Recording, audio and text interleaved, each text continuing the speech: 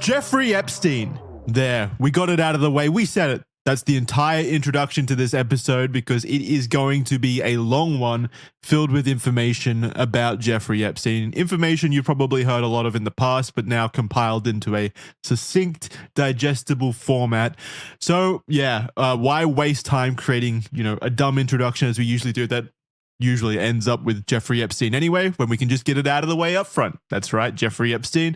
This is the red thread, and we are going to talk about, in excruciating, uncomfortable details, the Epstein files, and the ultimate question, really at this time, or this point in time, is Donald Trump implicated in the Epstein files? Stick around to find out.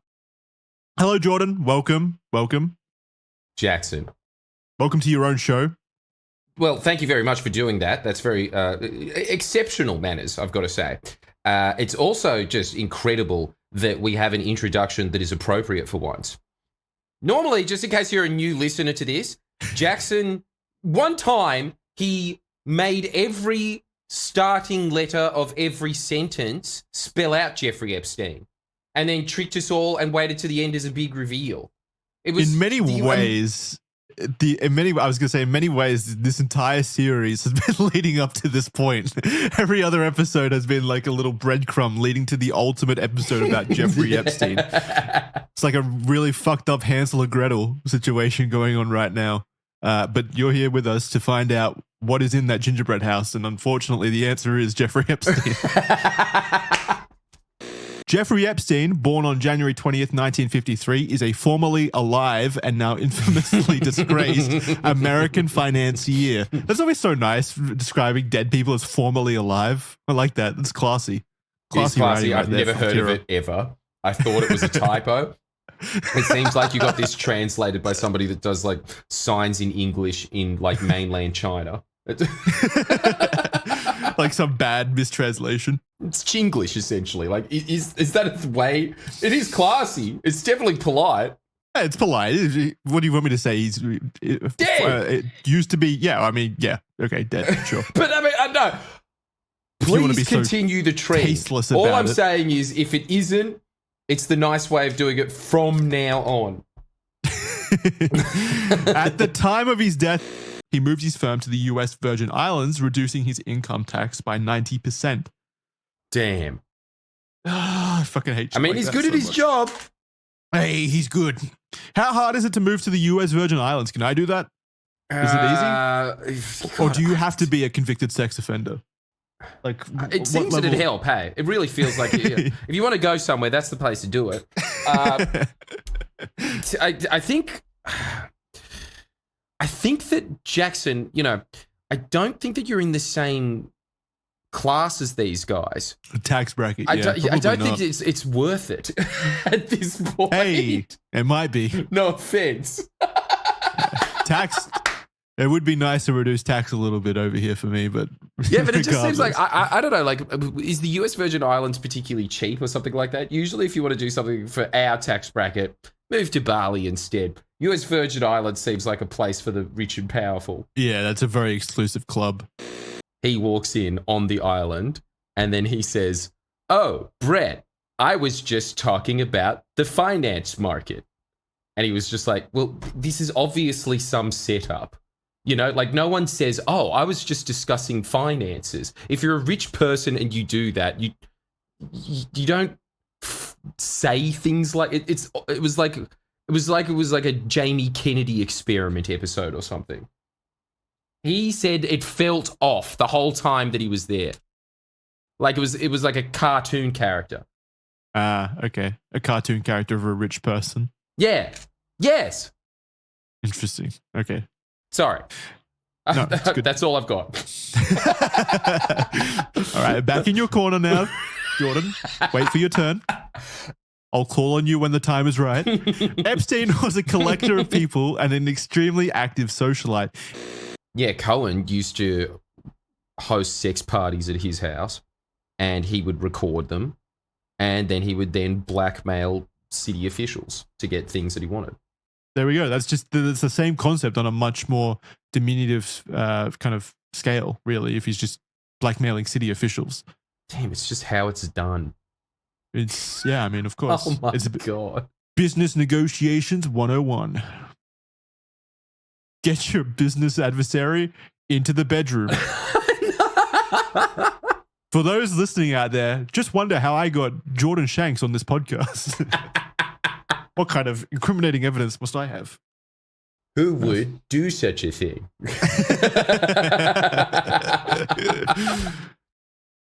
Oh, sorry. Yeah. I'll let you continue on. It's quite an interesting angle, though. Indicates to me some level of cover up, which then obviously leads to the question of why is there a cover up? Well, obviously the answer is because it's protecting powerful people. Yes. Who are in control of the cover up. And who is that at the moment? I mean, it's the government. So I know that we're probably going to get to this, but give me some little tease here. Do you think Trump's in on it?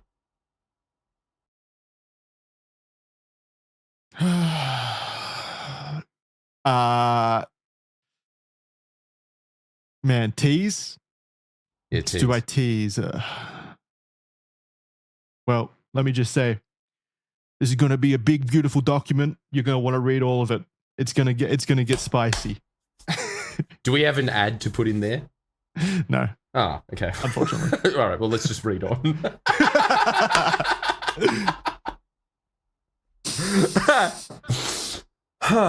Okay, all right. Quote, oh, well, this is Trump. You got to do it. I've known Jeff for 15 years. Terrific guy. Trump booms from the speaker. Oh, Trump booms from the speakerphone. Sorry, it's just an italics. No, he annotates himself as well. He's a lot of fun to be with.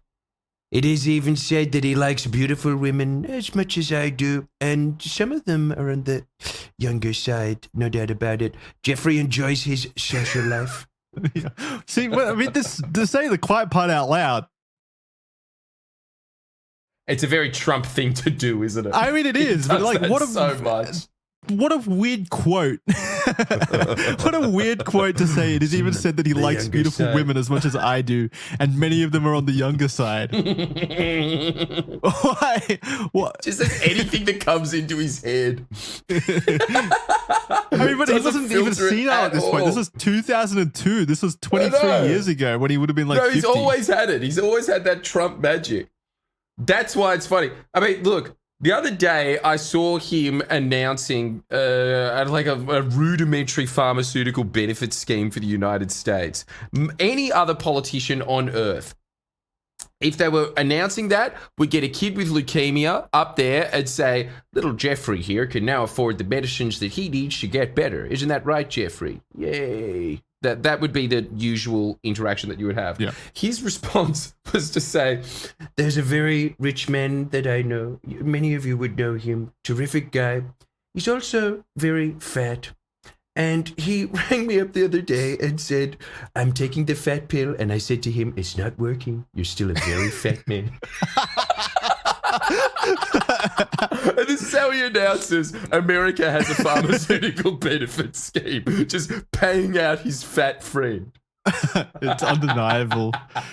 You can't get better than that. You can't get better than that because I think that's just how his brain works. There is, someone says something and then he just responds, and there's no filtration in it. It's like exact opposite of. You know how every time you ever heard Obama speak, it was like, I am calculating every single word that I am saying. You know, very, very specific, very pointed. Very pointed. He is bizarro world opposite land Obama. At least in that one respect. Whatever comes through his brain. So he just says that. I wonder if he was thinking though the entire time he was like giving that quote, like, don't talk about the young women. Don't talk about the young women. No, I don't. I said the young women. That's what I'm saying. I don't think that thing exists in his head. Like, you're thinking of it like a normal human being, but I honestly think it's like simultaneously a superpower and a disability that Trump has. This claim was made by George Horonay, a Florida-based businessman who had apparently organized the event and had arranged for 28 girls to fly in at Trump's request. With an interview with the New York Times, he said, quote, I said, Donald, this is supposed to be a party with VIPs. You're telling me it's just you and Epstein?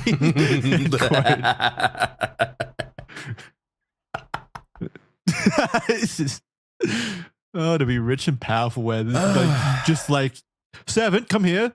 Bring me 28 of the finest young women. It's so fucking cartoonish.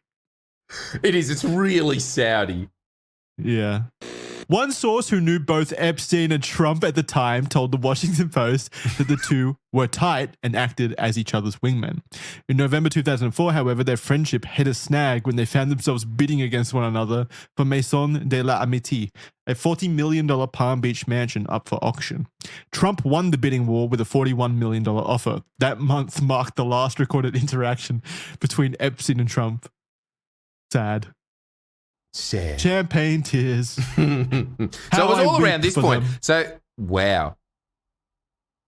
That's quite close to 2005, isn't it? Yeah. I mean, it's 2000. What do you mean? You yes, counting? technically it is. Yes, yeah, all right, just so everybody knows, this is 2004. And so, all right, you can make fun of me all you like for that comment. However. It's one number away. This is Red Thread. This isn't fucking Sesame Street. Yeah. I'm not learning to count to 5. That's all I can add to this episode. You can do funny voices. That's your responsibility. He's like a Jewish nerd. He's got that like, I just don't think that you should maybe. He's got that voice. You sounded Italian then. What? You sounded Italian. I did not sound Italian. Yeah, you sound like Mario. I sound okay. All right. Mamma mia! So we're, what the fuck? Is that your Mario? That's my extent of my Mario. Look, I'll say this: your Trump was better. I'm not an impressionist. I like how scarred you are by this as well. Because you know really it's feel like bad. you've been done hard by in life. I have been done hard by. I want nothing more than to do cool things with my voice, considering I use my voice a lot for work.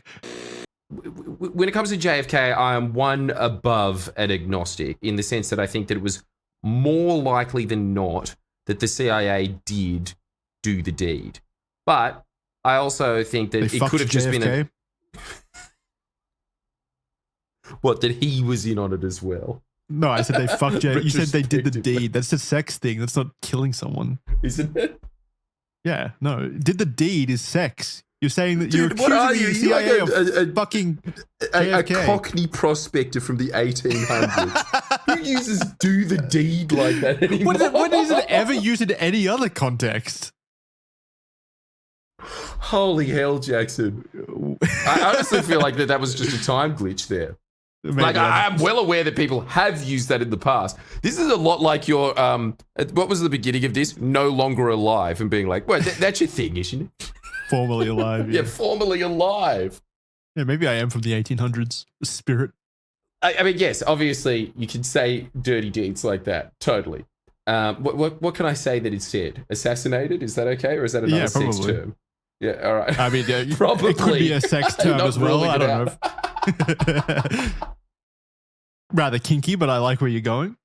In a recent cabinet meeting, Donald Trump was asked a question regarding the files, the disclosure, and the Department of Justice's conclusion, and he replied, "Are you still talking about Jeffrey Epstein? This guy's been talked about for years. I can't believe you're still asking a question on Epstein at a time like this. We're having some of the greatest success and also tragedy with what happened in Texas. It just seems like a discretion. It just seems like a desiccation." I like it. It is a classic common Trump W. Don't you think? It's so good. Are you still talking about Jeffrey Epstein? I thought we settled this. I thought me coming out and saying there's no evidence was enough. I'm very much convinced in the same regard that you are, Jackson, that there is something that they're hiding here. The reason that I do is because the comments like that from Trump, surely if there was nothing there, your response would be like, look, we've released it. Just shut up. Like, okay, like we've gone through this 1,000 times. I fulfilled my promise. I said that when I got in, I'd look into it, and there's nothing there, right? It's weird to have this kind of response of like, why are you still talking? It's very disrespectful. There was a flood today, you know? Like, Yeah. It does seem cover-uppy. It does seem cover-uppy. The arrogance to kind of gaslight the public that they shouldn't care about this thing. Definitely more cover-uppy than just like we did our due diligence and stuff. So this obviously indicated that Donald Trump is more than happy to put the issue to bed and move on. Where this obviously falls flat with the public is when Donald Trump himself is believed to exist to some degree in the evidence that the government is now trying to move past. So the security footage. Along with the memo, the DOJ and FBI released prison security footage of the... I should have done... So You're still good. talking about my flub then? File not found. Yeah. We're still talking about this. It just We've got seems like a many more desecration. words to go through. Some of them fantastic words, and some of them, frankly, very tragic words. And there was evidence to suggest that the professional video editing software, Adobe Premiere Pro, fuck Adobe by the way, was utilized in the creation of the file. The file was then assembled. I use Adobe Premiere Pro every single fucking day. I hate Adobe so much. Well, then why are you using it? They have a fucking grip on my nutsack. I don't know how to say it any other way. They own the industry. I mean, I could just use other software for sure, but... Okay, so Adobe is Epstein and you're Prince Andrew. Is that what you're saying? Yeah, I get. They got too much information on me. They know what I've been editing. No, they it's just You got no other choice. Yeah, it's how I was taught growing up. Oh, what about iMovie? Oh yeah, it's thick. Actually, I did learn on Movie Maker. I could go back to Movie Maker, Windows Movie Maker. It has been sped up. That is a fact. And Jackson, Adobe Premiere Pro enthusiast, can't think of a reason for it. That's incredible. There's probably people way smarter than me that can let us know down in the comments because I am very interested in that. But as you said, you spend most of your life staring at Adobe. Yeah, a lot of time staring at Adobe for sure. But we're talking about time interpolation stuff, which is very... It's not all right, yeah, and you're not a time expert. Okay. Yeah. I operate on a 3D level, not a 4D level. I don't understand time. You don't understand it. What is it? Like, not even the Greenwich time system. All right. No wonder you were so angry before about me saying that 2004 was close to 2005. The knowledge confused Stop bringing you. up time. It's so confusing. So annoying. My only thing is that there's probably a bunch of people that just do not have high profiles that are in on this, that are very powerful and influential. Yeah. And that's what I think a lot of the time. It's just, there's a great saying that says true power is silent. Oh, damn. That's true. That's deep, man. Dropping wisdom on us. Well, that could be an interesting episode to explore in the future. Let us know if you guys want us to do an episode about is Mossad involved? And of course, when we release this, we are putting ourselves at danger. They may take us out before that episode releases. So if we do mysteriously die under odd circumstances, just take that as proof. Just take it as proof. Yeah, and, do us a favor. Click the like button for that video.